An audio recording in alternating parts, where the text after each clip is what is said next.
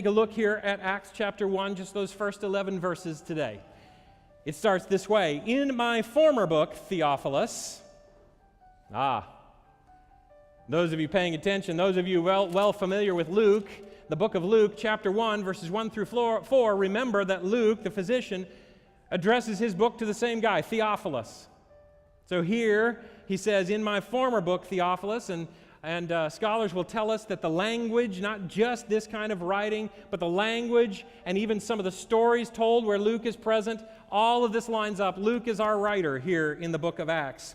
And he goes on, in my former book, Theophilus, I wrote about all that Jesus began to do and to teach until the day he was taken up to heaven after giving instructions through the Holy Spirit to the apostles he had chosen. And there, embedded in that first verse, we find a hint, a clue to the themes of Acts. In the book of Acts,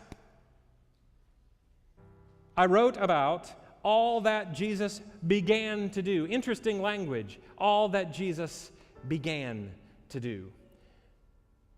And in many ways, we would be accurate in saying that Jesus' death and resurrection completes the plan of salvation. But the book of Acts contends that's the beginning. There is more. Not more of what God needs to do on our behalf, but more that he is up to in that so much of the world knows not even a little bit about him. And isn't it fascinating? Every once in a while I turn this book into a book about me, where I'm at the center. It's all about God's plan to save Dave, and maybe one or two other Daves. But this is not a book about me. I find myself in it, but this is not a book about me. This is a book about the King of the universe. This is a book about the God who loves us deeply. And we find ourselves truly in his story, and isn't our story suddenly much larger than it otherwise could have been if this was only about me?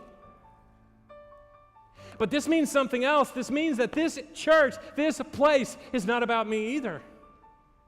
It's not about my getting to speak. It's not about you finding a comfortable pew. It is not about the music that we love. It is not about our comfort. In fact, it could better be said that we come here to hear about, be stirred up, agitated, and to continue what Jesus began in spreading salvation to the world. Could it be he has chosen to harness his progress to our apathy? Hi, I'm Dave Ferguson. I'm the pastor of the Collegedale Church here on the campus of Southern Adventist University.